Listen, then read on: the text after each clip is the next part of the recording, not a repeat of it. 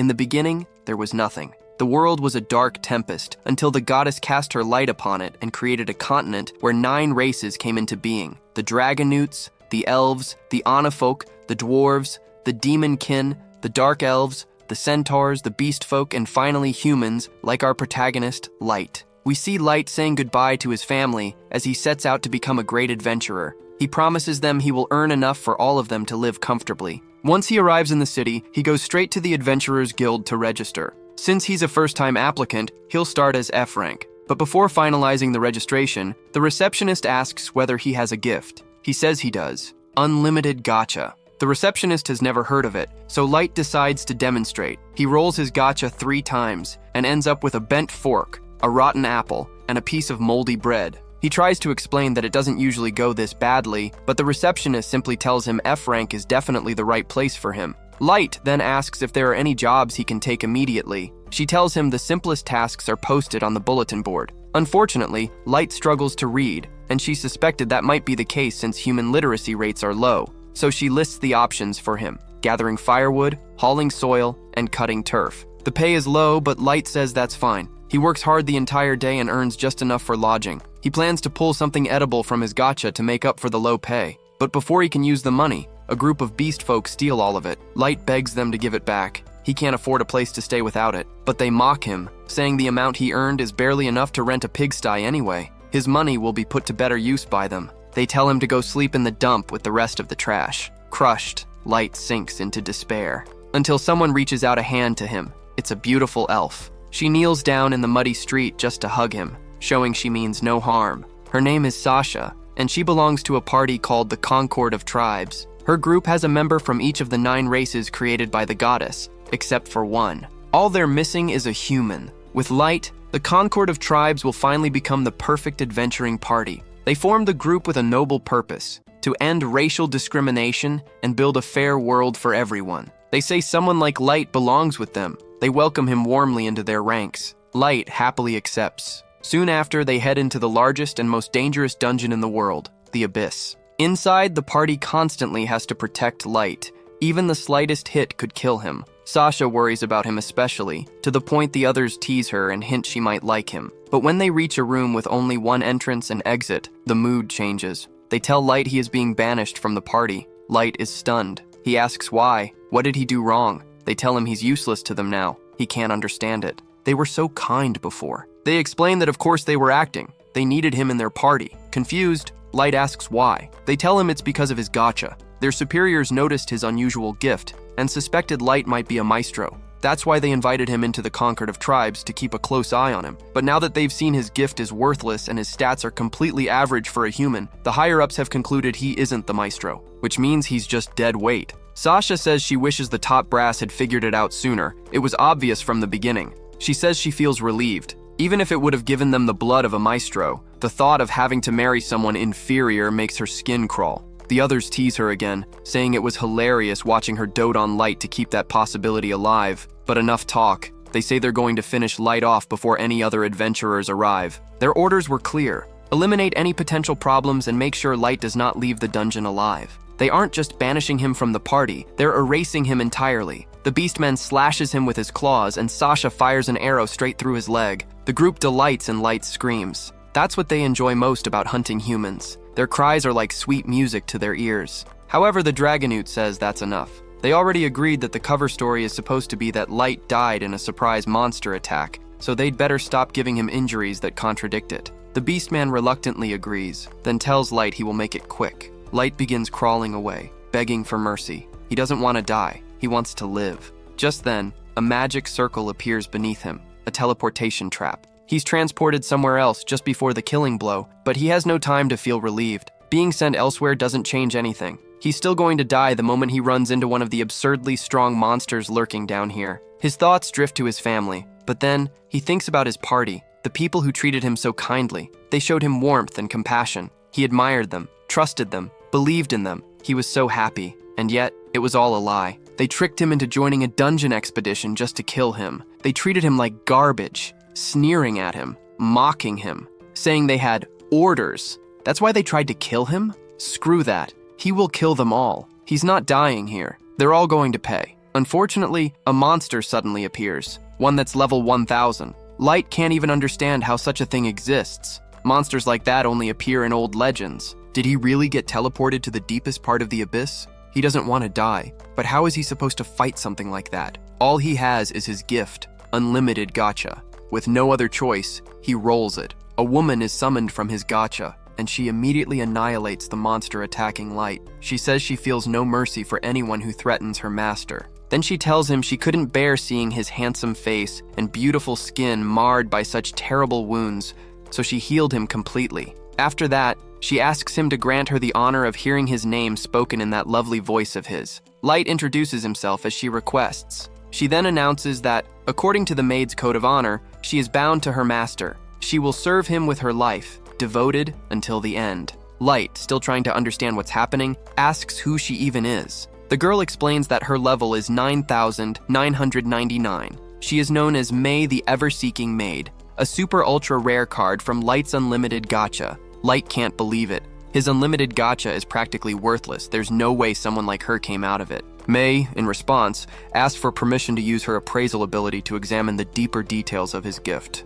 It is impossible for his gacha to be truly worthless, so she insists he allow her to check. Light agrees, and May appraises his gift. She discovers its abilities are buried under a heavy layer of conceal magic, completely impossible for anyone below her level to detect. Light's unlimited gacha can be rolled an infinite number of times, and the rarity of the cards depends on the surrounding mana density. Rarities range from the highest, extra, and super ultra rare, down to the lowest, normal, and error. Mana flows everywhere in the world, but its density is lowest on the surface. That's why the chances of pulling a super ultra rare card like May up there are nearly zero. But deep within the dungeon, mana is abundant. Down here, Light's chances of getting rare cards are significantly higher. May assumes Light traveled all the way to the dungeon's depths just to access the full potential of his gift. But Light explains what actually happened, how he was betrayed by his party and left for dead. May immediately tells him that with her power at his command, bringing divine retribution to his enemies would be effortless. All he has to do is give the order. But Light refuses. The reason he was betrayed and nearly killed is simple. He was weak. He needs to become stronger. He wants revenge with his own hands. He wants them to suffer, all of them. May tells Light that if personal vengeance is what he seeks, then upon her maid's honor, she will help him achieve it. She believes in his potential more than anything, and so, Light rolls his unlimited gacha again in the abyss this time to build a kingdom capable of paving the way for his revenge. The pitch-black depths erupted with radiant light and became the first page of his grand tale of vengeance. 3 years have passed since Light was betrayed and cast down into the dungeon. In the deepest part of the abyss, a massive castle now stands as a testament to his survival and growing power. Light walks through the grand hallways of his fortress, accompanied by May. On either side of his path, rows of maids bow respectfully. These are the fairy maids, summoned to serve him. Light praises them for their hard work, thanking them for their dedication. The maids are overwhelmed with joy at receiving a compliment from their master, with some of them whispering excitedly about how cool he is. One maid even quietly admits she has an urge to smell his feet, displaying a level of devotion that borders on obsession. May, ever the protective head maid, asks for permission to silence them for their disrespect, but Light laughs it off, saying their admiration isn't a big deal. They venture out of the castle and into the surrounding underground city, which is bustling with life. Light greets his people warmly, wishing them a good morning. The inhabitants are thrilled to see him, offering him fresh food to try. However, some citizens mention that they are running low on snack foods. Light assures them he will inform the administrator immediately. As they walk, Light notes that the population has grown significantly over the last 3 years, suggesting that they might need to revise their entire governing system to keep up with the expansion. Light asks May for a status report on the other members of his elite team, known as the Quartet. May reports that they are all dutifully carrying out their missions. Aoyuki is currently scouting the upper perimeter of the abyss and creating detailed maps. Light calls Aoyuki a genius tamer for handling the monster-infested forests, though May remarks that Aoyuki is as fickle as a cat. Light smiles, noting that he wouldn't have her any other way. Regarding Ellie, May confirms she is making excellent progress developing new magic that aligns with Light's grand plan. Light worries slightly that Ellie might get overwhelmed by keeping so many different wheels in motion, but May assures him that they all relish the chance to serve him. Finally, there is Nazuna, who is patrolling the castle grounds. May describes her as an expert in close combat, but trails off when discussing her intelligence. Light laughs, acknowledging that Nazuna's simple nature makes things fun around the castle. Light and May move on to meet Jack, a large muscular man who acts as Light's sparring partner. Jack complains about waiting, addressing Light casually. May scolds him, insisting he use a proper title, but Light tells her to let it be. He views Jack as an older brother figure. May accepts this reasoning, and Jack heads off to the training room. In the training arena, Light and Jack face off. Light declares that the gloves are off today. They clash violently. Jack blocks a massive strike from Light and laughs, saying that he is lucky to be known as the Iron-Blooded Barricade, because that punch would have killed anyone else. Light grins, reminding him that he promised to go all out. Elsewhere in the castle, Nazuna is patrolling the hallways with boundless energy. She cheerfully announces that every area she checks is clear. A group of fairy maids approaches her, showering her with compliments about her work ethic and strength. Nazuna blushes, easily swayed by the praise. The maids then ask her for a favor. They claim there is a top-secret off-limits spot that needs patrolling, but they cannot go there themselves. They convince the gullible Nazuna that only she can handle this important task. Nazuna heads to the mysterious location, which turns out to be Light's bedroom. She bursts in, ready to secure the area, but finds May already there. May is flustered, claiming she is just cleaning and arranging the quarters even though Light is away training. Nazuna notices the bed looks messy, as if someone was rolling around and sniffing the pillows. May insists this is part of her unique trade secret bed-making style. Nazuna, being incredibly dense, believes her completely and praises May's housekeeping skills. May then remembers she has messages from the maids to read.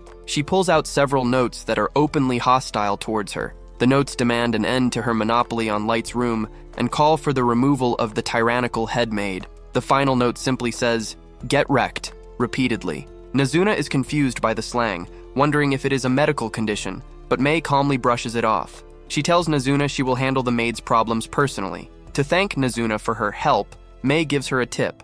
Nazuna is thrilled to receive money and immediately runs off to spend it. Nazuna rushes to the store, ignoring the fancy chocolates and pastries. She spends her money on her favorite treat, dorayaki and milk. While eating, she runs into Aoyuki, who has returned from her scouting mission.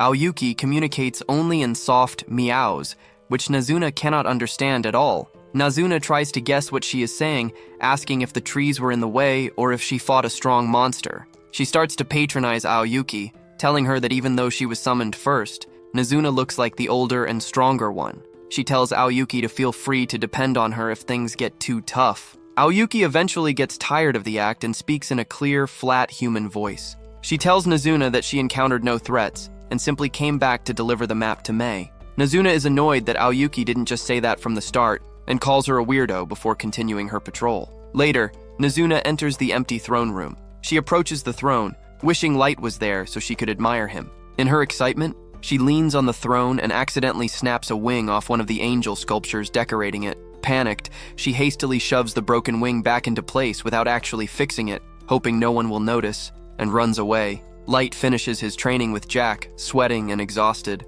Jack compliments him on mastering the use of his body as a weapon. He notes that very few people in the Abyss can stand against Light now, which means almost no one on the surface will be a threat. Light remains cautious, vowing not to let his guard down until his revenge is complete. Meanwhile, May has gathered the 4 maids who sent the rude messages. The maids try to play innocent at first, claiming they just wanted to help lighten her load. However, when pressed about the "get wrecked" message, they falter. They try to blame Nazuna, but eventually admit they are jealous of May sniffing the master's bed. May rejects their demands and issues a punishment. She orders them to clean the long hallway leading to the throne room entirely by hand. The maids are horrified by the workload, but May tells them the path of the maid begins with a single step, just like leveling up.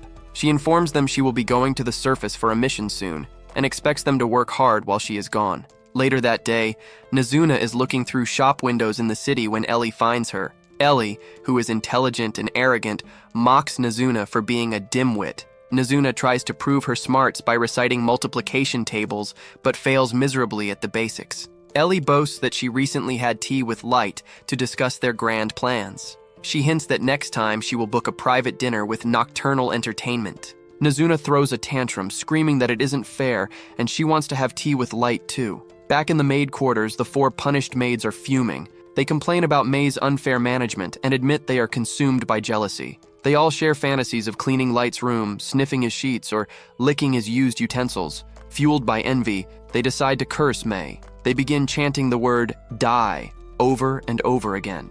Suddenly, May enters the room. She coolly asks about the smear campaign. The maids panic and try to pledge their loyalty, claiming they look up to her as a mentor. May sees through their lies. She explains that for the 3 months before Aoyuki was summoned, she and Light were alone in a deadly dungeon. Light spent all that time reading books and training martial arts, leaving no time for the vulgar fantasies the maids are imagining. May decides she was too lenient before. Since they clearly have enough energy to curse her, she assigns them to clean the massive throne room by hand as well. As the maids scrub the throne room, they accidentally knock the angel wing that Nazuna broke earlier. It falls off easily, and the maids panic, thinking they broke it themselves. Meanwhile, Nazuna goes to sleep, disappointed she didn't see Light that day. The next morning, Light gathers his core team: Ellie, Aoyuki, and Nazuna.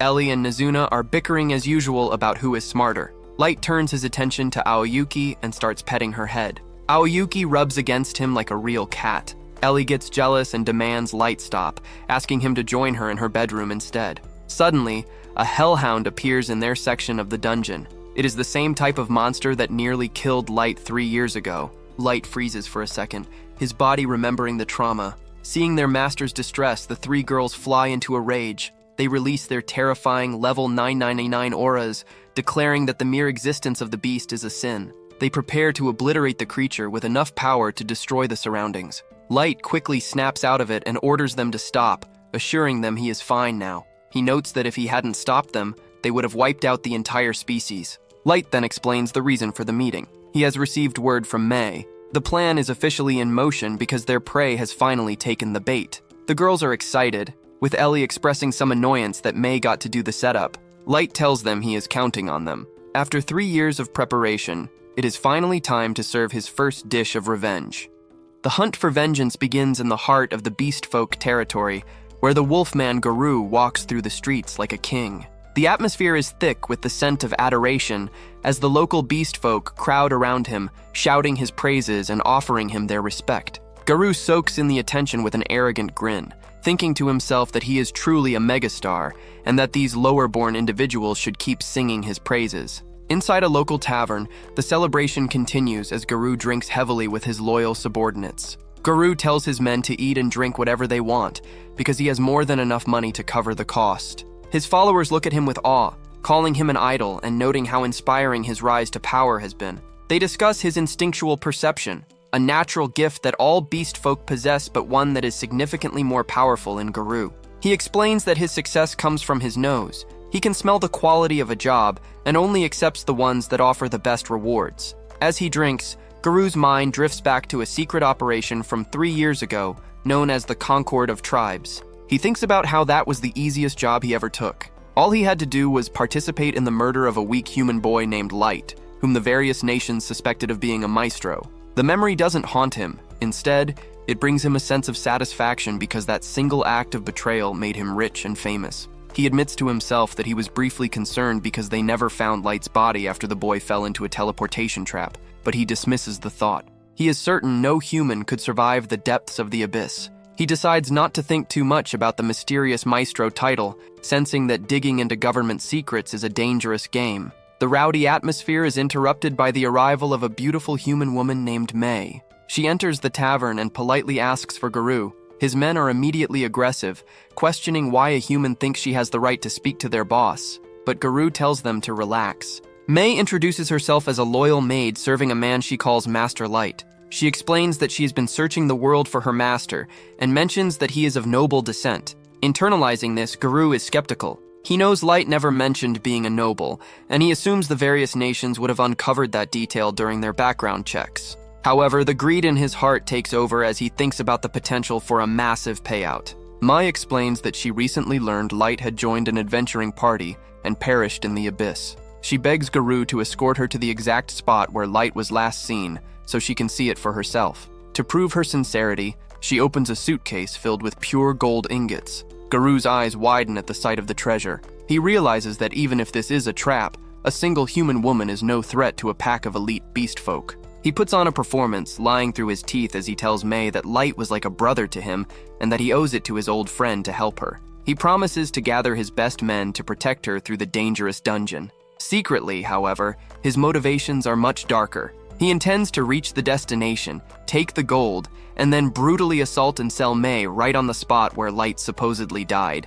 The scene shifts to the dark, grimy depths of the abyss. May plays the part of a fragile human, acting exhausted from the long trek. Garou encourages her to keep going, thinking about how much he is going to enjoy tormenting her once they reach their goal. They finally arrive at the place where the betrayal took place 3 years prior. Garou points to the area and explains that a pack of monsters ambushed them, slashing Light up before he was taken by a teleportation trap. He pretends to be a grieving friend, claiming that despite his great strength, he failed to keep Light safe. May looks at the grimy surroundings and expresses how much her heart bleeds for her master. Her tone shifts as she describes the specific details of Light's suffering, how he was betrayed by vile scum, beaten, kicked, and shot with arrows. Garou jumps back in sudden alarm. He is unsettled because the specific details she mentioned, the kicking and the arrows, were never made public. Only the members of the Concordative tribes and a few high-level government officials know exactly how Light was tortured before he fell. He demands to know who May really is and who she works for, suspecting she might be a spy from a rival tribe. May calmly rejects the idea of being a spy, stating her heart belongs only to Light. She tells Garou that if he insists on insulting her honor as a maid, she will have to remove his internal organs. Terrified by an aura he cannot explain, Garou finds himself shaking. He can't understand why a human girl is making his instincts scream that he is about to die. Just as the tension reaches its peak, Light steps out of the shadows. He tells May to settle down, noting that Garou is his toy to play with. Garou and his men are in complete disbelief. They shout that it is impossible for a weak human to survive in the heart of the abyss for 3 years. Light greets his former teammate casually, explaining that he has returned to collect 3 years' worth of interest on the debt Garou owes him. Garou eventually regains his composure and begins to laugh hysterically. He looks at Light and sees the same boy from years ago, still seemingly at level 15. Garou, who is level 150, mocks Light's stupidity for returning to face a pack of beast folk who are all over level 130. He believes that killing Light again will guarantee him the throne of the Wolf tribe. Light asks if Garou isn't even curious about how he survived or why May is with him. Garou dismisses the questions, assuming Light only survived through some incredible stroke of luck or because May saved him. He orders 2 of his men to tear Light to shreds. Before the beastmen can even move, May blurs through the air. In a flash, both beastmen are decapitated. May calmly declares that anyone who threatens her master will pay with their life. Light thanks her and asks her to block the exit so no one can escape. Garou tries to convince himself it was just a sneak attack or a cheap trick involving magic items. He rants about how beast folk are higher on the food chain and that humans are just feeble losers with small mana pools. To prove his superiority, Garou uses his ultimate trump card. He summons a massive level 500 Magibeast named Fenrir. The giant wolf towers over the group, and Garou demands that Light drop to all fours and beg for his life like he did years ago. Light remains completely unimpressed, calling the level 500 monster pitifully weak. He promises not to move a single foot from his spot. Enraged, Garou orders his beast to fire its most powerful magic beam, the blazing Magibeast Howl. The blast is immense, kicking up a massive cloud of dust and debris. When the air clears, however, Light is standing perfectly unharmed. He mocks the attack, saying it did nothing but create a bit of dust. Garou and his surviving men are paralyzed with fear. They cannot comprehend how a human could smother an attack from a level 500 monster. Light decides it is time to show them a real monster. He pulls out an ultra-rare card and summons the primal god wolf Fenrir, a level 9000 entity. The god wolf is so powerful that it kills Garou's summon by simply breathing on it, freezing it solid before shattering it into pieces. Light then reveals his true level to the terrified wolfman. The numbers appear in the air, showing that Light has reached the maximum level of 9,999. Garou is convinced this must be a joke, or that Light is an imposter since he hasn't aged a day. Light explains that he wears a bracelet of youth to stop his aging. He wants to look exactly as he did 3 years ago, so that his anger and despair remain fresh in his mind. Realizing he is facing a godlike monstrosity, Garou collapses and begs for forgiveness. He tries to blame the government, claiming he was just following orders. When Light asks about the Maestro mystery, Garou admits he knows almost nothing. The government just told them to find one. When the other beastmen try to lie and say they have the answers to save their own lives, Mei executes them instantly for attempting to deceive her master. Light then asks Garou a strategic question. Based on what he has seen, does he think Light could win a war against the surface world? Garou is honest, noting that while Light is incredibly strong, he is still just one person. He explains that the nations of the world have spent centuries stockpiling powerful weapons and magical items that could eventually give even a level 9,999 warrior a hard time. Light smiles, noting that this is exactly what he expected. He tells Garou that they need to move to a more appropriate setting. With a snap of his fingers, he teleports Garou to his underground fortress. Garou finds himself in a massive throne room filled with thousands of soldiers. Light points out that even his standard infantry are level 1,500, while his elite guards are level 9,999. Garou's face goes pale, and his hair begins to fall out from the sheer stress of the revelation. He realizes that they didn't just fail to kill a human. They accidentally gave birth to a Lord of Destruction who could end the world whenever he chooses. Garou asks if Light is trying to become a god. Light admits that the idea has a nice ring to it. He explains that whether he becomes a kind god or a demonic monarch depends on the world itself. With his gift, he can provide either infinite blessings or total despair. He declares that the march from the darkness of the abyss to the surface world has officially begun. The story shifts back to a painful memory. Light is seen running toward his hometown. He calls out for his father, his mother, and his siblings, Els and Yume. However, the scene he finds is one of total devastation. The buildings are reduced to ash, and the warmth of his home has been replaced by the cold silence of death. In the present, Light stands before the graves he has painstakingly dug for his parents.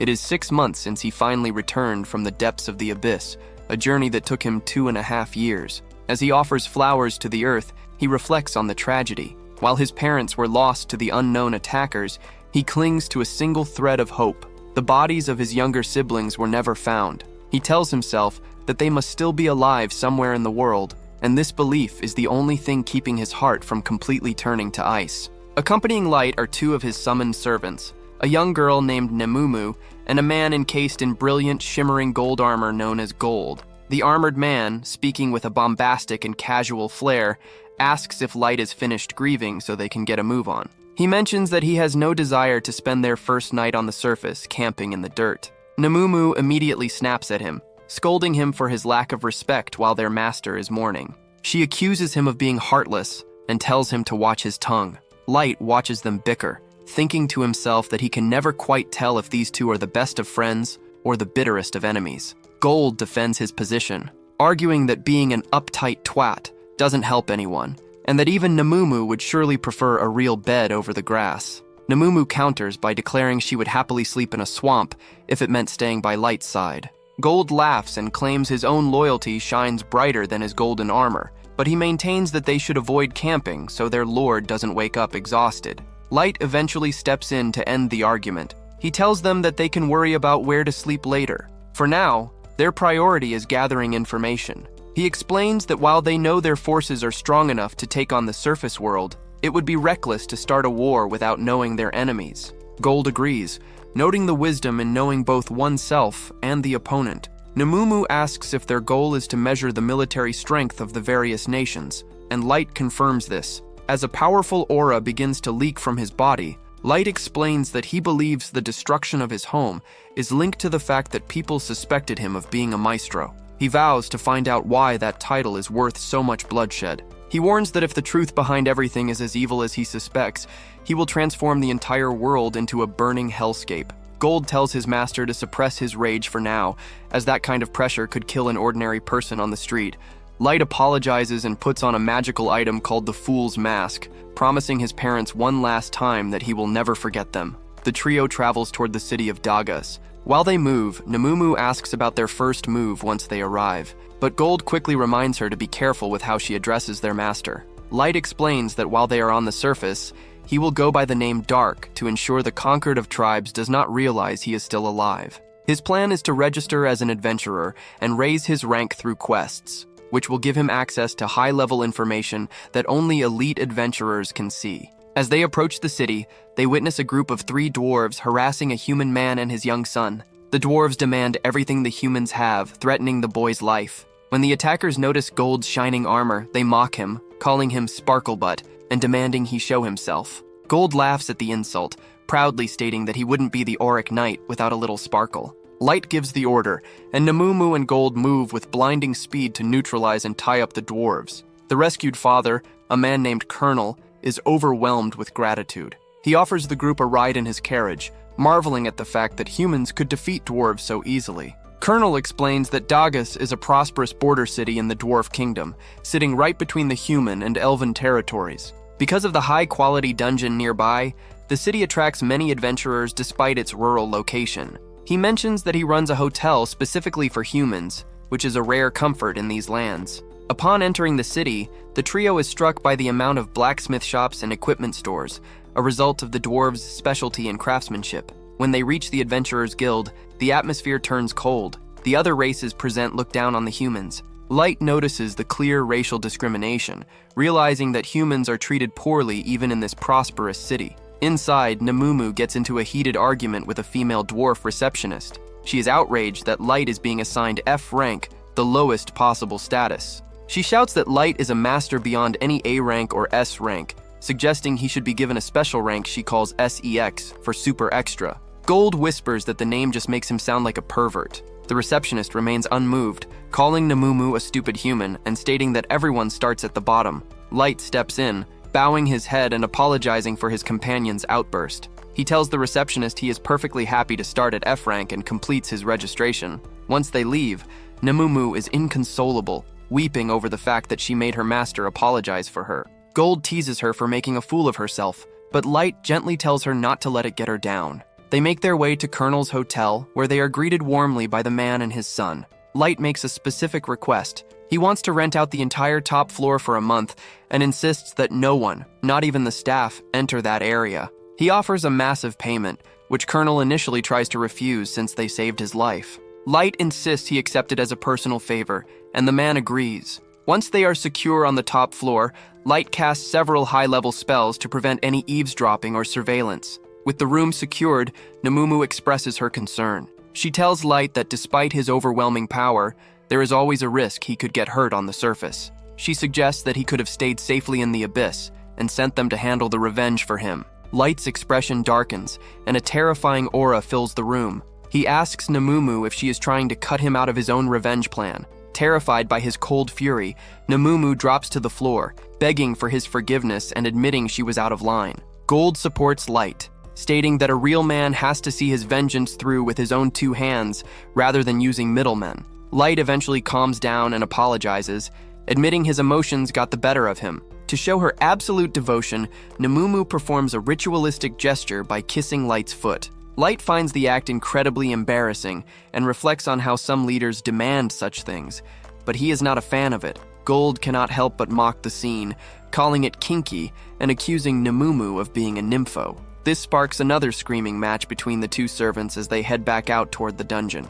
At the dungeon entrance, the trio encounters a massive line. Light observes that there are no elves present, and he explains to his servants that the Dwarf Kingdom and the Elven Queendom are currently fighting over who owns the dungeon. While they wait, 3 hooded figures cut the line, causing a stir. Light analyzes them, noting that while 2 seem average, the man at the front has a sharp, dangerous presence and carries a heavy weapon. When the line cutters intimidate some young human adventurers, Light decides to intervene. He tells the hooded man that it is poor form to cut the line. The man, a blonde elf named Keto, is insulted that a human would dare speak to him. He threatens the group, but Light remains calm, pointing out that being famous is even more reason to follow social rules. Keto nearly draws his sword in a rage, but his companion, a white-haired dark elf named Yanak, stops him, saying it would be a waste to use his skills on bottom feeders. They move to the back of the line, leaving the crowd of humans to cheer for Light and his group. The young humans who were pushed aside thank Light for standing up for them. Among them is a boy named Gimra and a girl named Mia. They notice Gold's armor and ask if it is real gold. Namumu says it is fake and tacky, while Gold insists it represents his shining example of knighthood. The kids warn Light that the dungeon is expansive and that most people bring camping gear, which the trio lacks. Light realizes that their lack of luggage makes them stand out, as they are used to using magical item boxes for storage. Inside the dungeon, Light is fascinated by the environment. He explains to his servants that dungeons are like their own separate worlds, powered by mana that grows stronger as one goes deeper. On one of the floors, they find themselves in a massive forest that looks exactly like the surface world, complete with its own sky. To save time, Light uses a series of high-rank cards, Clairvoyance, Conceal, and Flight, allowing them to skip past enemies and find the fastest route to the lower floors. Gold finds the efficiency a bit boring, but Light insists on the importance of saving time. Meanwhile, deeper in the forest, Kido is taking out his frustrations on a group of monsters. He screams about his status as the youngest elite warrior of the Elven White Knights and a descendant of a maestro. He is furious that his level has hit a limit at 1500, which he considers insignificant for someone of his legendary bloodline. Yanak encourages his anger, promising that his research will help Kido break past his limits. Secretly, Kido plans to kill the Dark Elf as soon as he is strong enough, trusting no one. As Light and his companions finish their hunting for the day, they decide to head back to the surface. Nemumu offers to help wash Light's body once they get back, leading to another argument with Gold. As they fly toward the exit, they spot the group of human kids from earlier fighting a pack of goblins. They decide to watch for a moment and see the kids successfully defeat the monsters. However, as the kids celebrate, Light notices a bush snake preparing to strike them from behind. He drops down and kills the snake instantly, warning the kids that staying focused on the enemy in front of them shouldn't mean leaving their backs exposed. Before they can fully thank him, the atmosphere shifts. A stampede of great bush wolves suddenly charges past them, fleeing in terror. Light realizes that the wolves aren't the threat, but rather what is chasing them. From the shadows, a massive and terrifying quad-scythe mantis emerges, towering over the young adventurers.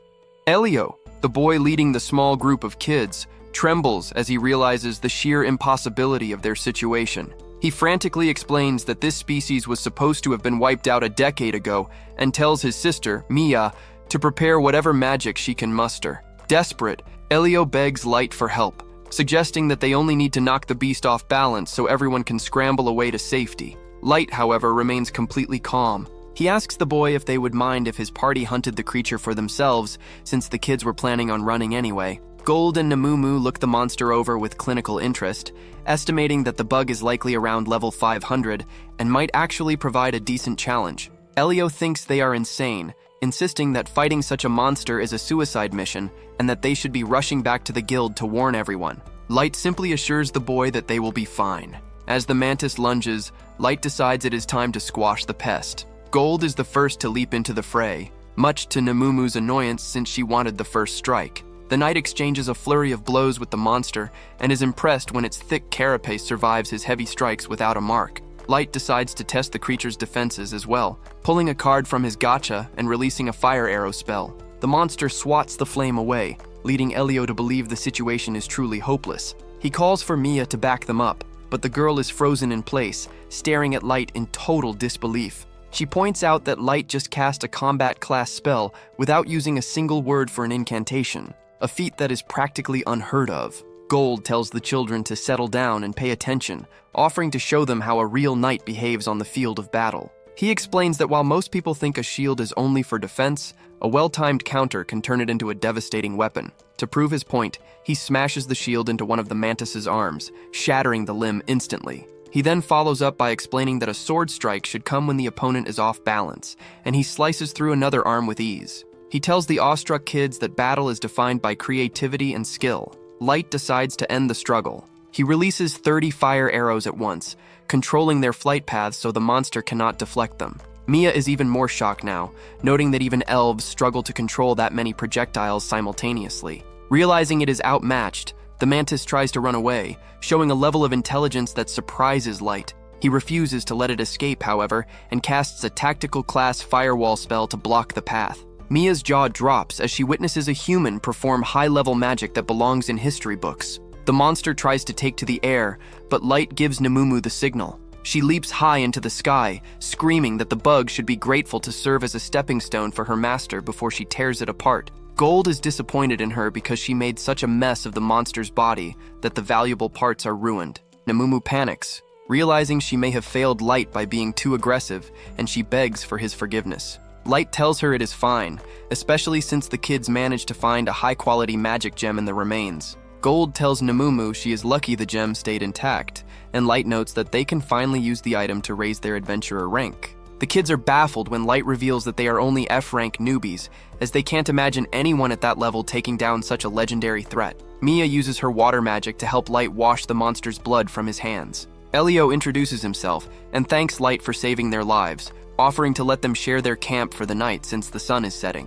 Though Light doesn't want to be a burden, Elio mentions that Mia is desperate to talk about magic, so the group agrees to stay. Around the campfire, they share a simple meal. Mia assumes Light's parents must have been powerful mages to pass on such talent, but Light humbly praises Mia's own skills. Mia explains the hierarchy of magic to her brother and the others, detailing how combat class spells hit single targets, while tactical class spells cover wide areas. She mentions strategical class spells that can change the world, though those require massive groups of casters. She reiterates that a human casting tactical magic without an incantation is something legendary. Elio mentions that Mia is talented enough to be referred to the prestigious Academy of Magecraft in the Principality of the Nine, a nation shared by all races. However, since their parents died in an epidemic, they had to become adventurers to survive. Elio's goal is to save enough money to send his sister to the academy so she can have a better life. Light is moved by the boy's dedication to his sister, which reminds him of his own family. He reassures them that they will succeed. When asked about his own history, Light lies and says his parents died in a house fire that left him with his current scars. He explains that Gold and Namumu are traveling with him out of a debt of gratitude to his parents. The mood lightens as the kids tease Namumu and Gold about being a couple, which both of them strongly deny. Namumu declares her heart belongs only to Light, while Gold claims he only has eyes for mature, stunning women who match his golden aura. Elsewhere in the dungeon, Yanak and Kido move through the shadows, slaughtering monsters with ease. Kido is annoyed, grumbling that his legendary sword should be used for prestige rather than butchering vermin. Yanak tells him to calm down, explaining that they need these samples for his research into surpassing the growth limits of the various races. He cold-bloodedly reveals that their next step is to begin gathering humans to use as the primary material for his twisted experiments. Kido agrees, and the hunt for human test subjects begins. 2 weeks later, Light and his party have become local celebrities in the town, known as the Black Motley. They turn in another massive haul of magic gems at the guild, earning the respect of the receptionist and the attention of everyone in the streets. A few human adventurers, Suvelin and Gilbert, approach them to offer their support. They hope that Light can prove humans are just as capable as the other races who look down on them. While the non-human adventurers nearby mock the idea of a human casting high-level magic, Light and his companions ignore the insults, focused on their next move. Back in the dungeon's 5th floor, Light runs into Elio's party again. Mia shyly presents Light with a gift, a homemade ointment for burns that her grandmother taught her to make. She knows it won't fix his scars, but she hopes it helps with the pain. Light is genuinely touched by the gesture.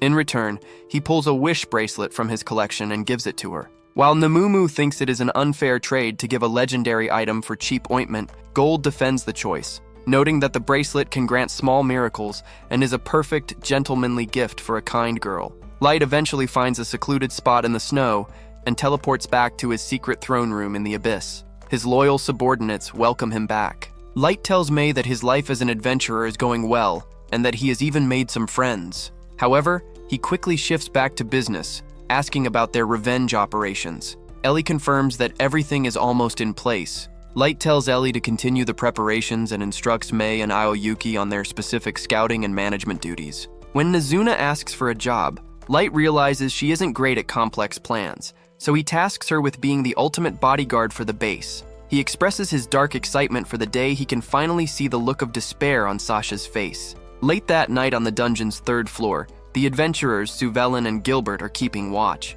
They discuss the rumors about the Black Motley, with Suvelin hoping Light is a champion who can topple the bigoted society they live in. Sullivan then goes off to find a place to relieve himself, leaving Gilbert alone. Suddenly, Kido appears from the darkness. When Sullivan comes back, he is horrified to find that Gilbert and the rest of his men have already been killed silently. Kido mocks Suvelin, expressing his deep hatred for humans. Suvelin tries to use the fog and his knowledge of the wetlands to escape, hoping to report the elf to the guild. However, Kido is far faster and more powerful than he anticipated. Just as Suvelin thinks he has slipped away, Yanak appears and knocks him out. Yanak is frustrated because Kido killed all the other humans, and he reminds the elf that he needs live subjects for his experiments. Kido promises to be more careful next time, though he insists on killing anyone who dares to fight back. They prepare to haul the unconscious Suvelin away, viewing him as nothing more than worthless fodder for their dark science. A few days later, the air inside the Adventurer Guild is thick with the sound of Nemumu's shouting.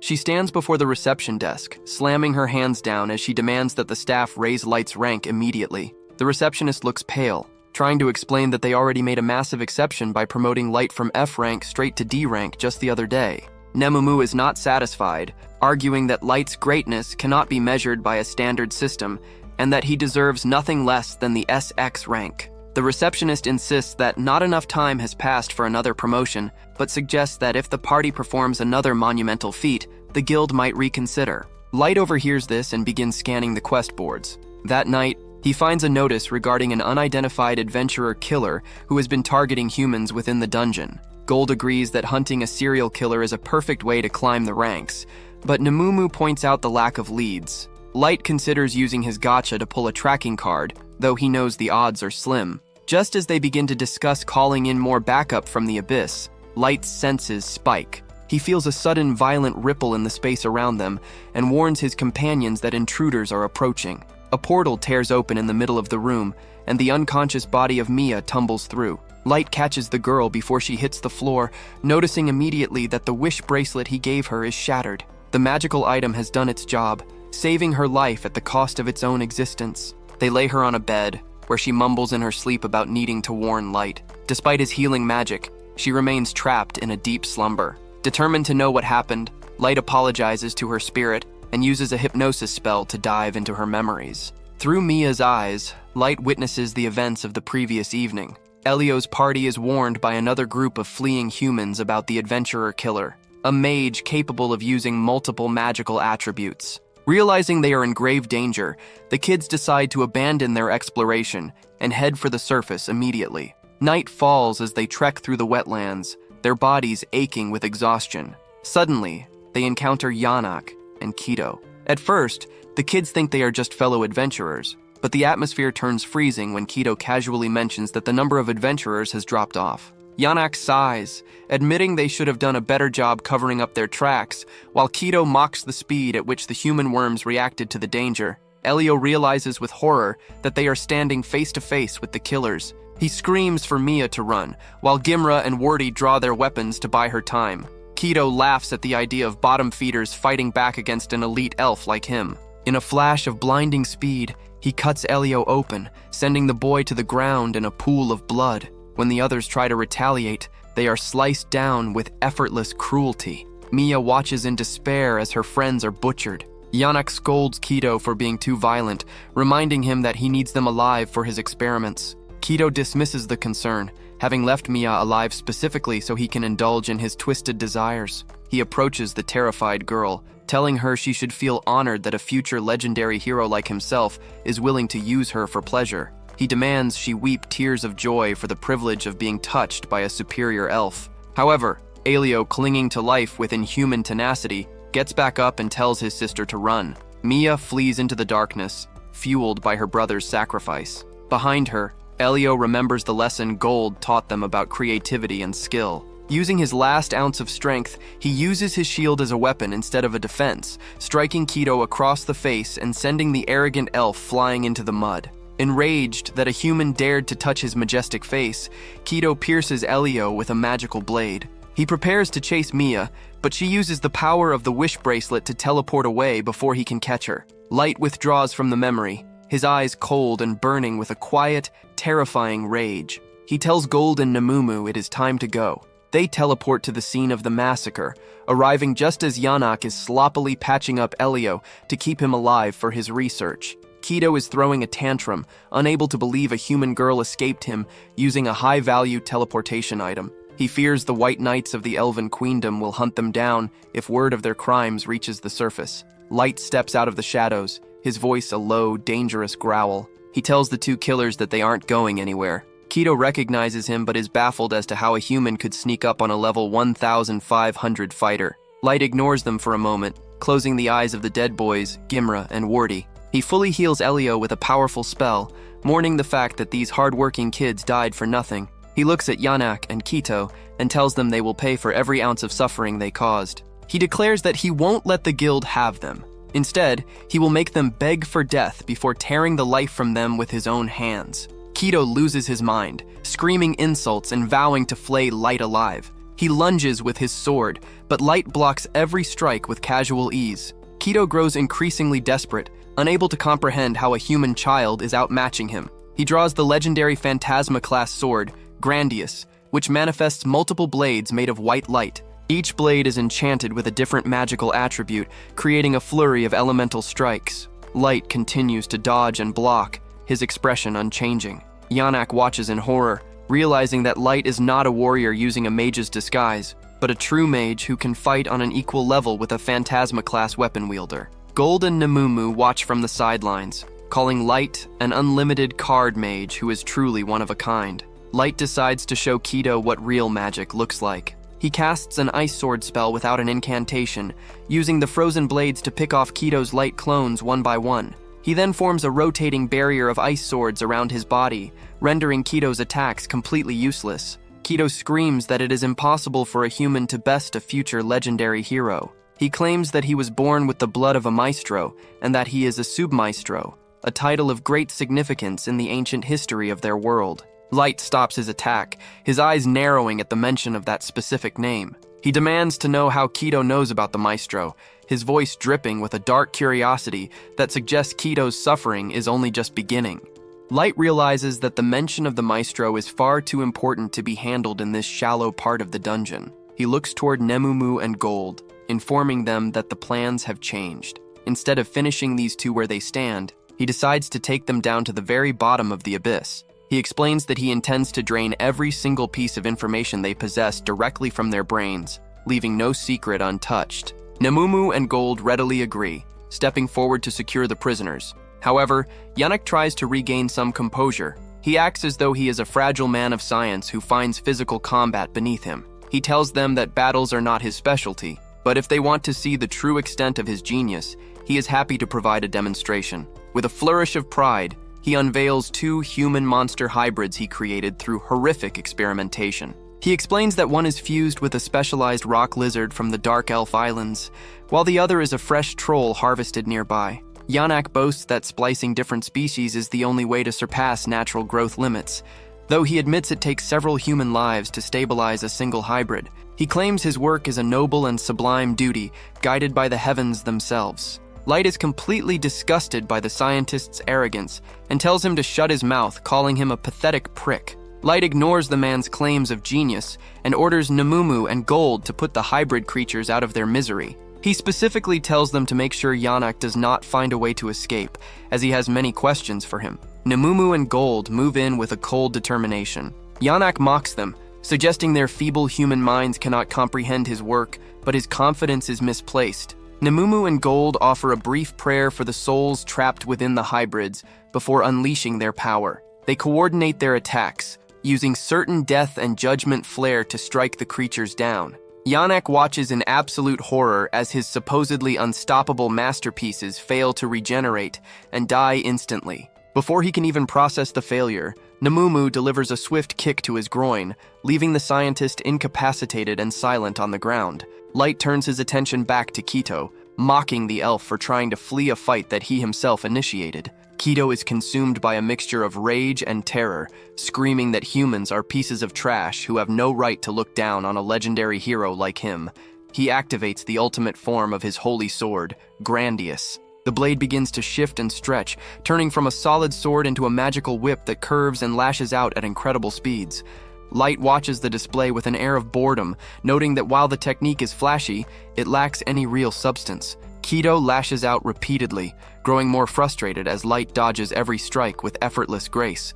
Light eventually decides to prove a point and allows the blade to hit his shoulder. Kido is stunned to see that the attack does absolutely no damage to Light. With a simple movement, Light shatters the legendary sword into pieces. Kido's bravado vanishes instantly, replaced by a desperate, sobbing plea for mercy. He begs for forgiveness, claiming he was once a high-ranking candidate for the White Knights, and offering to share everything he knows about the Elven Queendom in exchange for his life. Light is deeply unimpressed by the display. He tells Kido that he isn't a hero at all, pointing out that true heroes never give up even when the odds are against them. He compares Kito's cowardice to the bravery of Elio, Gimra, and Wardy, who risked everything to protect Mia.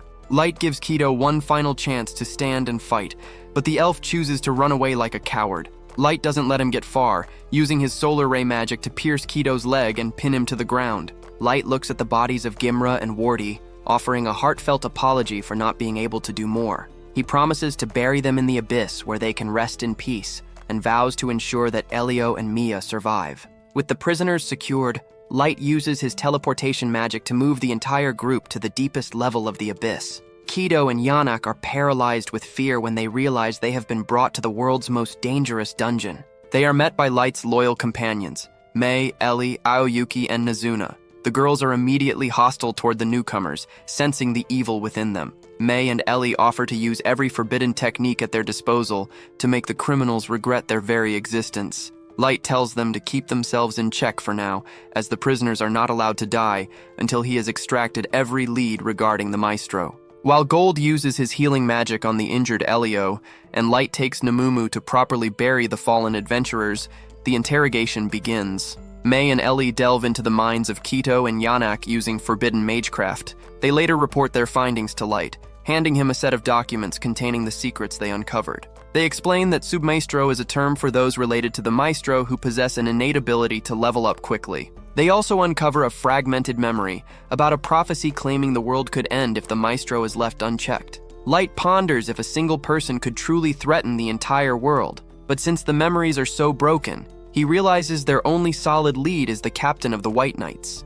Looking at the two prisoners, Light sees that their minds have been completely shattered by the intensity of the interrogation and the horrors of the abyss. He decides that they are no longer useful and decides to end their suffering in the most brutal way possible. He summons a swarm of ghosts that descend upon Kito and Yannick, eating them alive as they scream in their broken states. With the loose ends tied up, Light asks Ellie for a status update on their larger goals. She confirms that all preparations are complete for their revenge against Sasha, the elf who betrayed Light. The plan will begin with the capture of the White Knights, many of whom are submaestros. Ellie notes that the vice captain of the Knights is currently engaged to Sasha, making him the perfect hostage for their scheme. Light is pleased with her thoroughness and gives the order to put the plan into motion. Far away in the Elven Queendom, Sasha sits in a beautiful garden with her fiancé, Mikael, the vice captain of the White Knights. They laugh together as they reminisce about the day Sasha betrayed Light. Sasha describes the pathetic look on Light's face after she shot him with an arrow,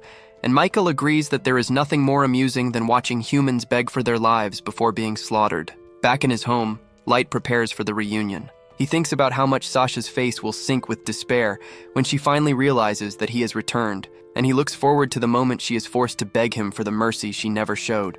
While Light prepares his next move in the dark corners of the dungeon, the scene shifts to the surface. Sasha travels through the city in a luxurious carriage, basking in the glow of her new life. She thinks to herself that her fiancé looked as handsome as ever during their meeting today. Her maid and nanny showers her with praise, telling her how stunning she is and how well the couple complements each other. The maid expresses her disbelief that the young mistress is already preparing to become a wife, though Sasha reminds her that the wedding ceremony is still a long way off. The nanny warns her not to be too relaxed, suggesting that she might not fit into her wedding dress if she isn't careful. Their pleasant conversation is interrupted by the sight of an elf brutally striking a human slave in the middle of the street for a minor mistake. Sasha and her maid watch with cold indifference. The maid wonders how humans can fail at such simple tasks, and Sasha agrees, stating that humans are completely worthless for anything of value. However, her smug satisfaction vanishes when she glimpses a familiar figure walking down a nearby alley.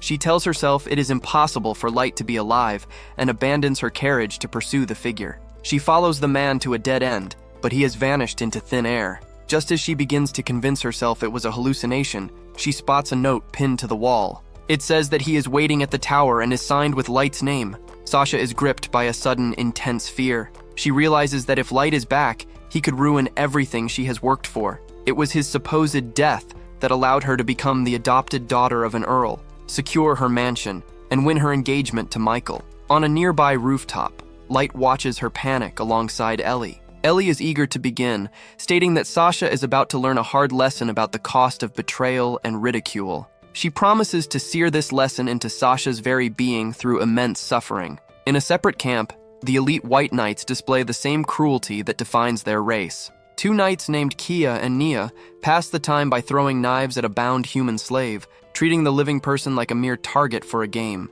Nearby, a knight named Sharpat mocks the failure of Kido, the self-proclaimed hero who was recently defeated by a human. He laughs about Kido stealing a legendary sword and then vanishing after his embarrassing loss. Sharpat is more interested in his own perverse hobbies, fondling a human girl while boasting about how much he enjoys the silky feel of human skin. A knight named Muste attempts to lecture his comrades on their behavior, but his perspective is just as dark. He argues that since humans are weak, they should be granted the mercy of a quick death rather than being kept as pets or playthings. He believes their lives are nothing but a painful struggle, and that killing them is a beautiful act of kindness. The captain of the knights, Hardy, eventually steps in to end the bickering. He orders Sharpat to kill the slave and sends the others back to their duties. Hardy speaks privately with Sharpat about the purity of their bloodline.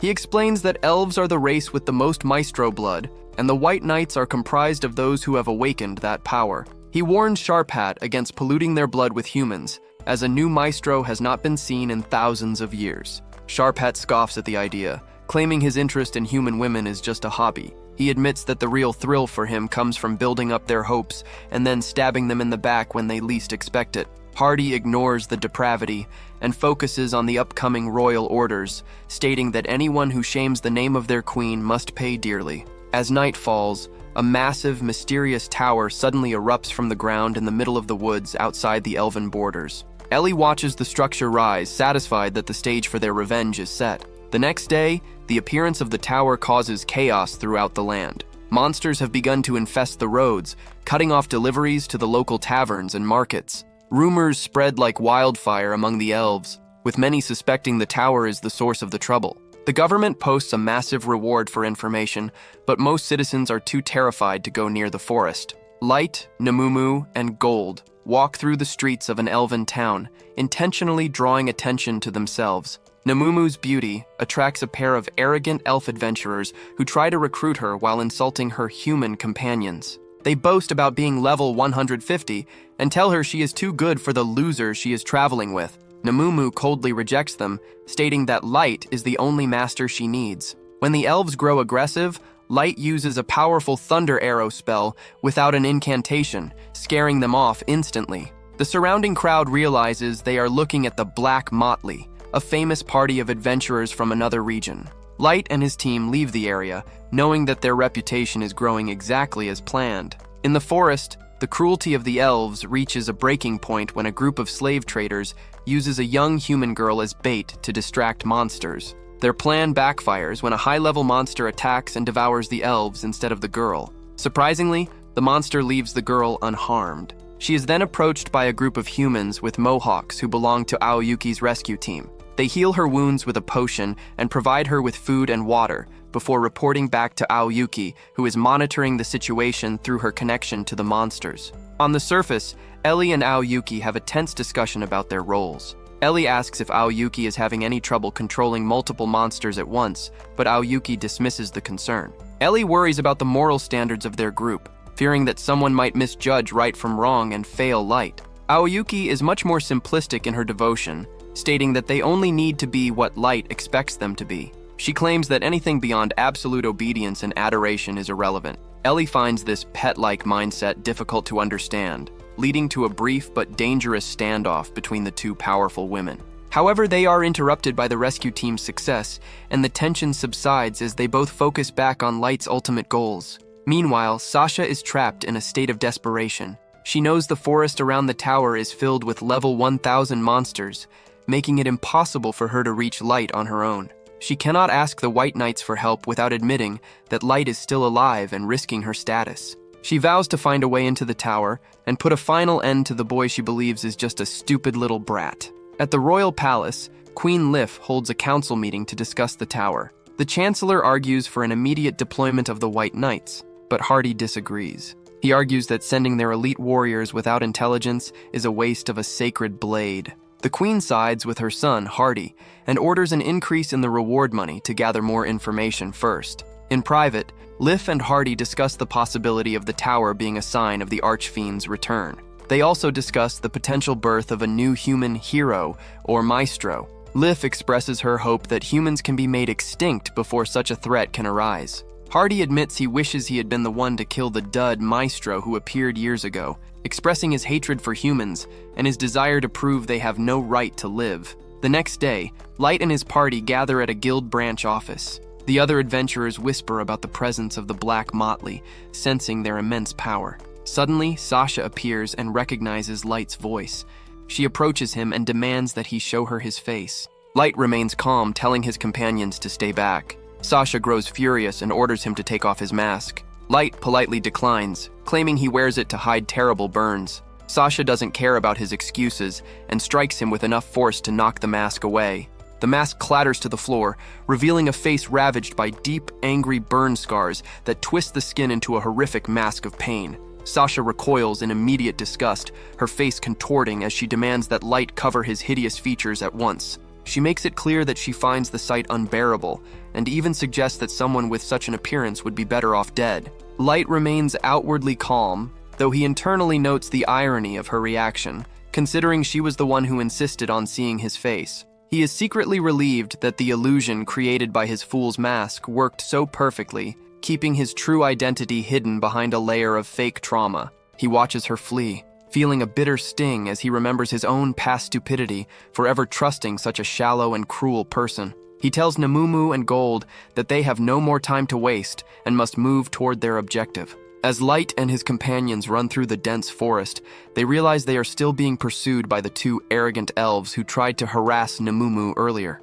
Light offers them a final warning to stop their pursuit if they value their lives, but the elves only laugh. They boast about their toughness and claim they will bury the group 6 feet under. They believe Light is merely bluffing and demand that he grovel for his life. However, Light has no intention of fighting them himself. He calls out for Mera, and the atmosphere shifts instantly as a terrifying presence emerges from the shadows behind the elves. Mera informs the intruders that they made a fatal mistake when they insulted her master. Despite the elves' sudden panic and their desperate attempts to beg for mercy, Mera shows no pity. She uses her monstrous strength to seize them and then devours the two elves with a cold, mechanical efficiency. Light thanks her for the help, though he apologizes for wasting her time on such low-quality prey. Mera brushes off the apology, stating that while the elves tasted terrible, she would gladly eat 1,000 more if it served her master. Gold and Namumu watch the display with a mix of respect and genuine fear, noting that Mera's presence is enough to send shivers down anyone's spine.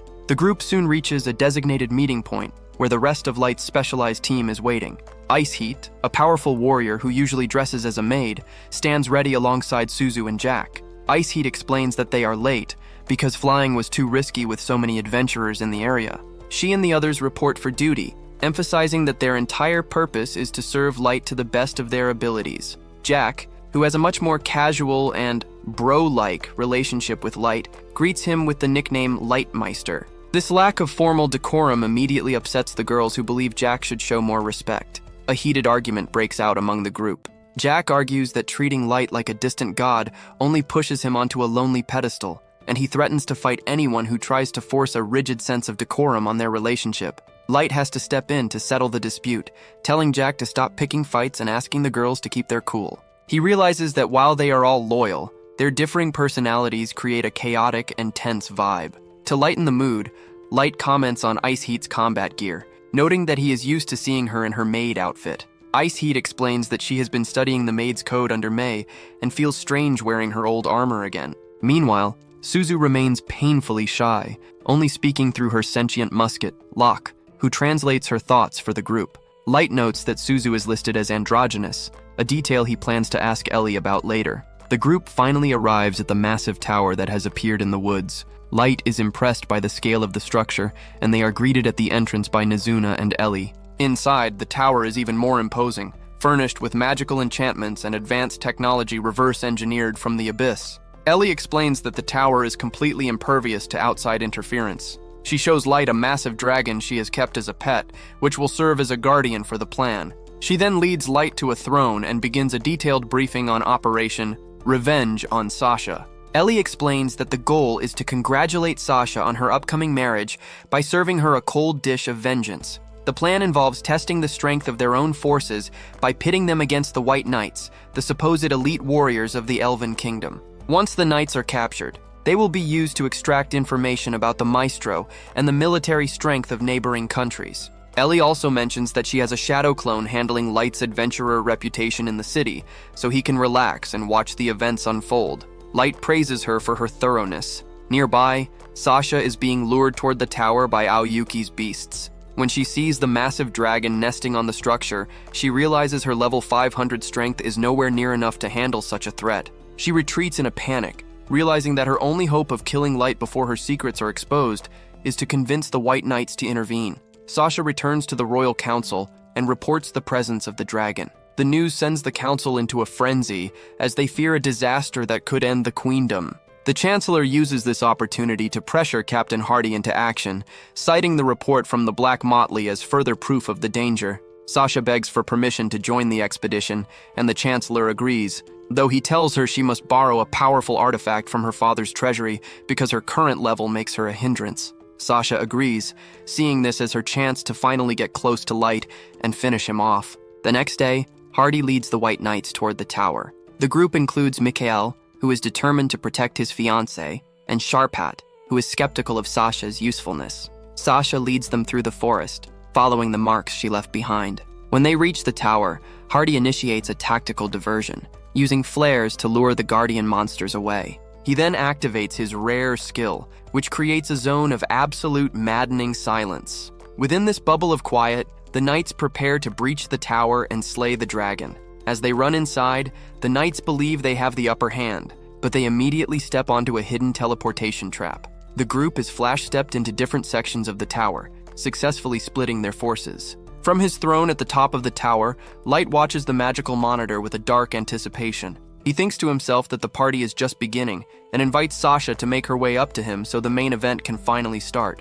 The sudden flash of light fades, leaving Mikael and Sasha standing in a cold, unfamiliar corridor. Mikael quickly realizes that they have fallen into a teleportation trap. He tells Sasha to stay close behind him, and she agrees, clinging to the hope that her fiancé can protect her from whatever lies in the shadows. Back in the throne room, Light watches the magical monitor with a dark satisfaction.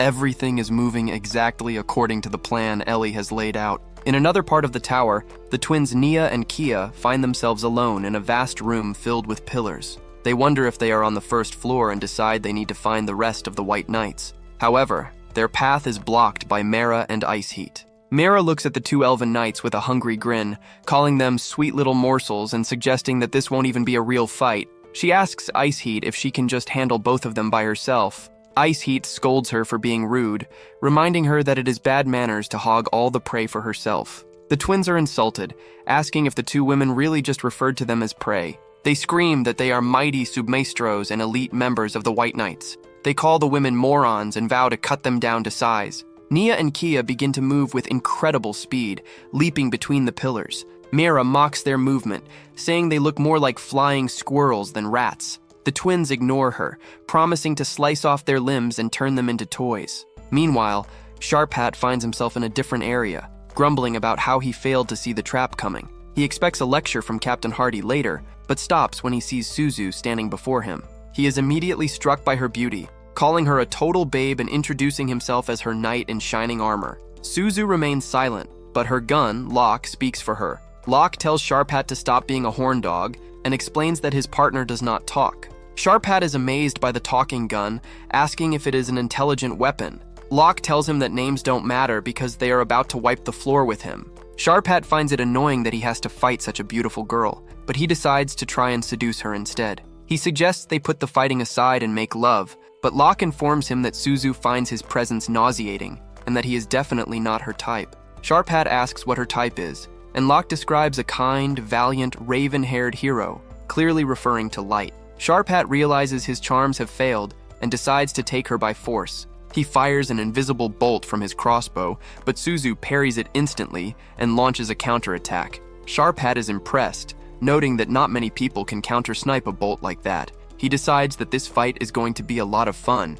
Back with Mara, the twins are using the pillars to their advantage, casting wind cutter spells without any incantations while moving at high speeds. Mera finds the constant flying back and forth boring, calling it a snooze fest. Ice Heat observes that while their speed is impressive for elves, it is nothing special. The twins manage to land a hit, appearing to stab Mera in the thigh and sever her arm. They celebrate, planning to take out Ice Heat's legs next. However, Mera and Ice Heat remain perfectly calm. Mera asks Ice Heat for her thoughts on the twins' power, and Ice Heat admits they are the biggest pushovers she has ever seen. Mera then tells the elves to look at their blades, pointing out that there is no blood on them. She explains that she only made it look like she was hurt. To the twins' horror, she eats her own severed arm and grows a new one instantly. She then takes off her own head and begins to juggle it, explaining that her body is a chimera made of many creatures. She introduces herself as an ultra-rare card, level 7,777. Ice Heat does the same, revealing her own level of 7,777. The twins are paralyzed with fear, refusing to believe such a high level is possible. Mera mocks them for running away, and Ice Heat begins to prepare a massive fire attack, calling upon the power of Ifrit. While this happens, Light's clone is busy in the forest. He saves some humans from monsters, and when the humans recognize him, he calls for Nemumu and Gold. The two of them burst onto the scene with a very theatrical and rehearsed performance, shouting that they are the Black Motley here to save the day. Gold chases after the monsters, yelling that running is for cowards. The real Light watches this on his throne and asks Ellie if she told them to do that. Ellie admits they must have come up with that silly performance on their own. Back in the tower, the battle with the twins comes to a brutal end. Ice Heat's fire magic turns the entire floor into a furnace. The twins try to defend themselves with ice walls, but the ice melts the moment it is created. They suffer horrific burns and eventually collapse, begging for mercy. Mera refuses, asking them what they did to the humans who begged them for mercy in the past. She reminds them that they killed people just for fun. She explains that Light's orders are for them to grill the knights for information while making them regret every horrible thing they have ever done.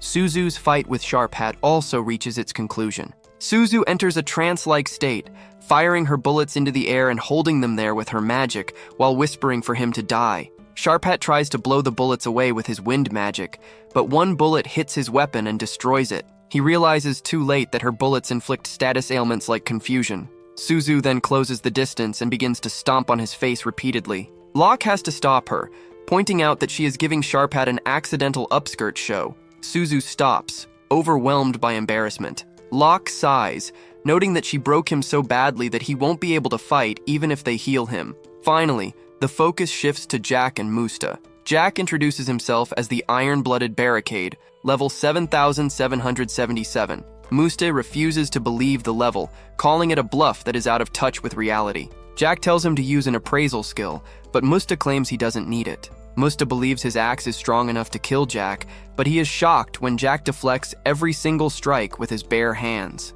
Musta screams about his duty to the queendom, claiming that killing humans is an act of mercy because their lives are so miserable. Jack tells him he has his head up his own ass. Musta grows desperate and uses a forbidden technique that shortens his own lifespan to gain more power. He bleeds from his eyes as he begs his weapon for the strength to kill Jack. Jack is impressed by his determination and decides to meet the attack head-on. He activates his Iron-Blooded Barricade technique, covering his body in a black and red material as hard as diamonds. Musty attacks non-stop until his axe finally shatters against Jack's skin. Jack ends the fight with a single punch that knocks Musty out cold.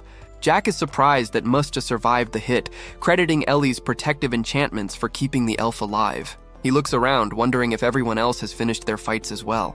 In a wide hall reinforced with ancient magic, Nazuna comes face to face with Hardy, the captain of the White Knights. With a wide, playful grin, she introduces herself and boldly claims to be the strongest. She calls him an old man and asks if he heard her, mentioning that it is quite rude to ignore someone when they are speaking. Hardy remains stoic, acknowledging her presence and asking if she is there to fight him. Nazuna chirps that her master wants to see how she measures up against other warriors, so he gave her the order to engage him. Hardy watches her closely. Despite her young and innocent appearance, he can sense that she is a highly skilled fighter. He realizes that if she is this powerful, the master she serves must be on an entirely different level. However, his own pride remains unshaken. He tells himself that it doesn't matter who she serves because he is the apex of his race, and no one can defeat him.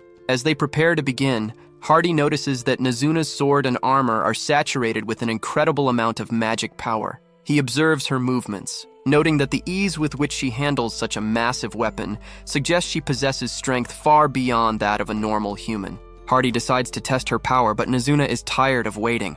She warns him that if he keeps standing there, she will take the initiative. She leaps forward with a massive swing. The force of her single strike is so immense that it carves a deep wound into Hardy and completely obliterates the reinforced wall behind him. Nezuna looks at the wounded captain and asks if they are already done, wondering why he is just lying there. Her victory is interrupted by Ellie's voice echoing through the floor from the throne room. Ellie is furious, screaming at Nezuna for destroying the wall. Nezuna tries to lie and say she didn't do it, but Ellie isn't having it. She reminds Nezuna that she specifically reinforced the fourth floor with extra enchantments because the tower is linked to her own mana pool. Every time Nezuna breaks something, Ellie has to waste her energy to fix it. Nezuna shrinks back, apologizing as Ellie warns her that she needs to learn self-control so she doesn't fail Light when it matters most. Hardy uses this distraction to cast a healing spell, mending his wounds and rising to his feet. He admits he was wrong to treat Nezuna like a joke and promises to put forth his full effort. Ellie, watching from the monitors, notes that Hardy still has a trump card. Light isn't worried, trusting that Nezuna can handle whatever comes next. Hardy activates his rare skill, Silent. Suddenly, all sound vanishes from the room. He explains internally that the spell doesn't just silence the area, it actively drains the stats of his opponents to power himself up. He draws a magical blade called Hermit, which is invisible and nearly impossible to track. Nezuna reacts in a way that surprises him. Instead of panicking at the invisible threat, she puts her sword away. Hardy thinks she is being reckless and arrogant due to her inexperience. He waits for her to rush him so he can slice her in two.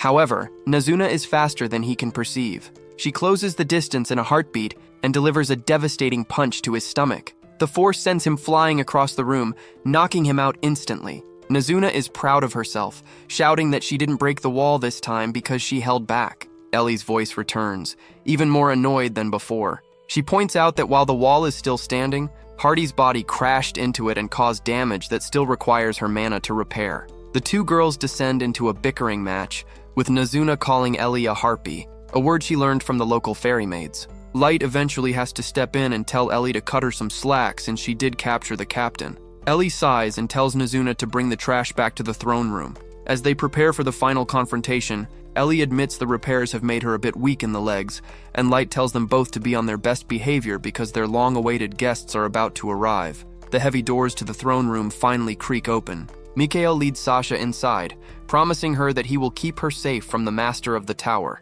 Sasha is tense, thinking only of finding Light and silencing him forever. As they enter, they see a young man sitting on a throne, his face hidden behind a mask. Light welcomes them. Sasha recognizes the figure from her recent encounter in the city, but she doesn't yet realize who is truly behind the mask. Light comments that it has been a long time since they last spoke. Sasha is confused, and Mikhail asks if she knows him. She quickly says she only saw him once in town. She insults Light, calling him a human brat and a creep for knowing her name. Light tells her it stings to hear that, especially since she used to love coddling him. Sasha is repulsed by the idea of ever being kind to a human. At that moment, Light reaches up and removes his mask. Sasha freezes. The burns she saw earlier are gone, replaced by the face of the boy she betrayed 3 years ago. Light explains that the burns were a mere illusion and that he has used his power to stop his body from aging, ensuring the pain of her betrayal remains fresh in his mind. Sasha is horrified,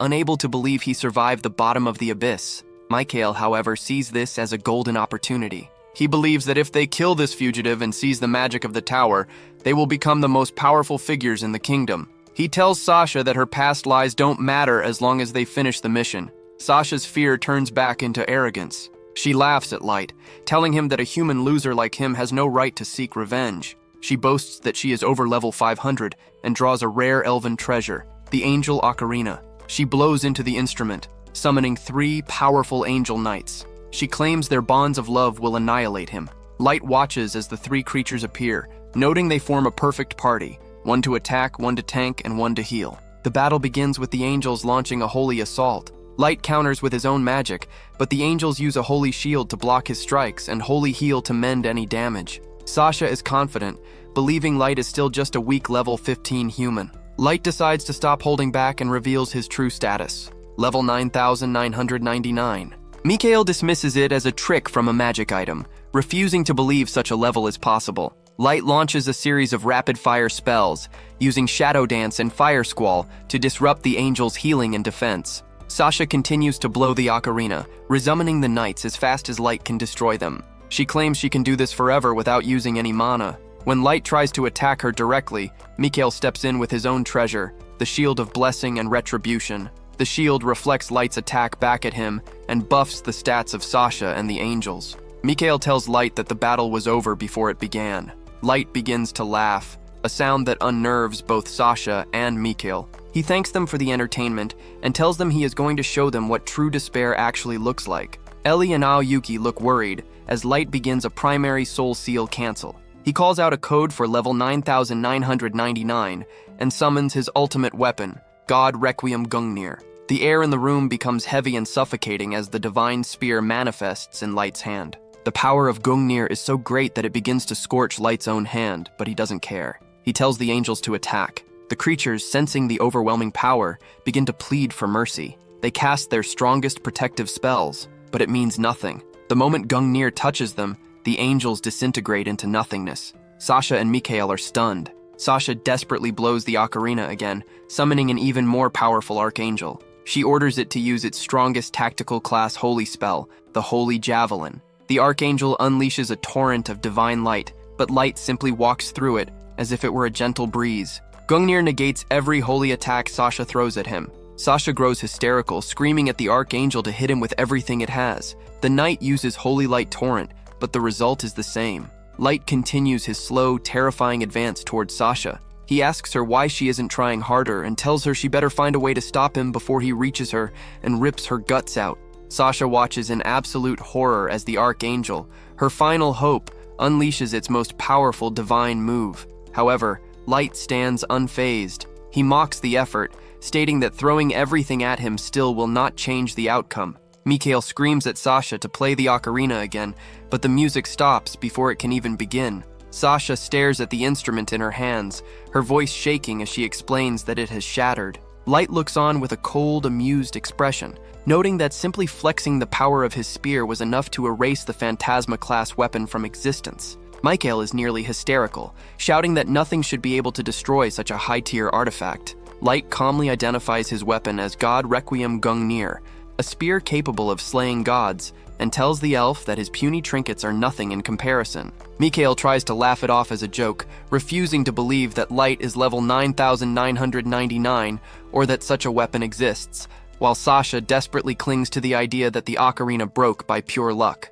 Mikhail hides behind his Shield of Blessing and Retribution, boasting that it will bounce any attack back at Light, but the confidence is short-lived. With a single movement, Light shatters the shield into 1,000 pieces. Mikhail collapses, his mind breaking as he wonders how a human can possess such terrifying strength. He asks Light if he is a maestro, but Light simply replies that he is the one who wants to know what that label even means. Sensing that their lives are in immediate danger, Mikhail tries to play a different card. He checks on Sasha, but quickly realizes they cannot win this confrontation. He announces that they are not running away, but merely leaving to report Light's existence to the Queendom. He calls for his Skyrunner wings to activate, but nothing happens. He tries over and over, his voice growing higher and more panicked with every failed attempt. Light informs him that they are trapped, as teleportation is blocked throughout the entire tower. Mikhail refuses to believe such an enchantment exists, so Light calls upon Ellie to explain. Ellie takes a certain pride in her work, noting that she replicated the jamming functions of the Abyss Dungeon core to create her own original spell. Mikhail's hope begins to dwindle, but he makes one last desperate stand, claiming that the rest of the White Knights will arrive to save them. He boasts that Captain Hardy is over level 3000 and will wipe Light out like a gnat. Light simply smiles and invites his team inside. The doors swing open, and his subordinates enter, dragging the broken and bloody bodies of the entire White Knight squad. Mikhail stares in shock at the defeated forms of Hardy, Musta, and the others. As the subordinates express concern over the scorched state of Light's hand, Light reassures them he is fine. He turns back to Mikhail, mocking the elf for his speech about hope. In a disgusting display of cowardice, Mikhail immediately changes his tune. He proposes that he and Light join forces to take over the Elven Queendom, suggesting that with Light's power and his own political skill, they could rule together. Sasha is stunned, but Mikhail ignores her entirely. When Light rejects the offer, stating he only cares about revenge and the truth, Mikhail tries to wash his hands of the past. He claims he was never part of the group that tried to kill Light and offers to kill Sasha himself, calling her an ugly harlot and a filthy commoner wench. Sasha is heartbroken, reminding him that he said he loved her, but Mikhail sneers that he was obviously lying. Light decides he will not be the one to deal with Mikhail. He hands the coward over to Ellie, who has been boiling with a murderous rage since the moment the elves entered the room. She tells Mikhail that his death will be long and painful, ignoring his pathetic pleas for mercy and his sudden claims that he worships Light like a god. She casts a strategic class binding spell without an incantation, leaving Mikhail paralyzed with terror. She informs him that she is going to peel back the layers of his mind to see his memories, ignoring his screams as she begins the agonizing process. Light then turns his gaze towards Sasha. In a desperate attempt to save herself, Sasha tries to play on their shared history. She talks about the times she comforted him when he cried or protected him from bullies, acting as if she were his only friend. Light cuts her off, stating that he knows it was all a fake act. He remembers the smugness in her voice when she tried to murder him, and the joy she took in his suffering.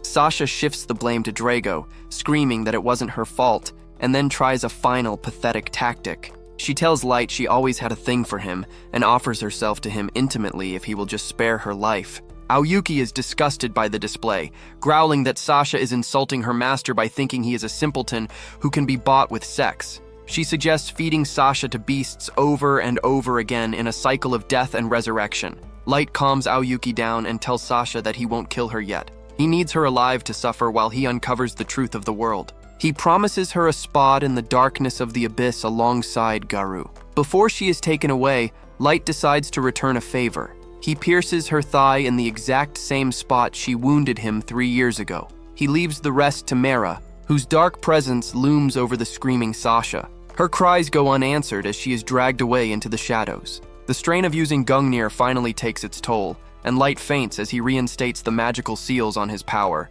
He later wakes up in his room, finding Mei watching over him. She expresses her deep relief, begging him not to be so reckless in the future. She reminds him that he is no longer alone, and that a whole kingdom of people now stands behind him. Light apologizes for worrying her, and begins to focus on the next phase of his plan. While Light recovers, Ellie leads a terrifying assault on the elven capital. A flock of 100 dragons fills the sky, surrounding the royal castle. The council is in a state of pure panic, unable to believe that their elite knights have disappeared and that a disaster is hovering over their heads. Ellie speaks telepathically to everyone in the city, identifying herself as the Wicked Witch of the Tower. She demands to meet the commanding officer of the knights within 3 minutes, or she will turn the city into a fireball. To prove her point, she has her dragons incinerate the nearby lands. Queen Lif VII eventually shows herself in the palace garden, trying to maintain her royal dignity. She demands that Ellie leave her territory, but Ellie is unimpressed.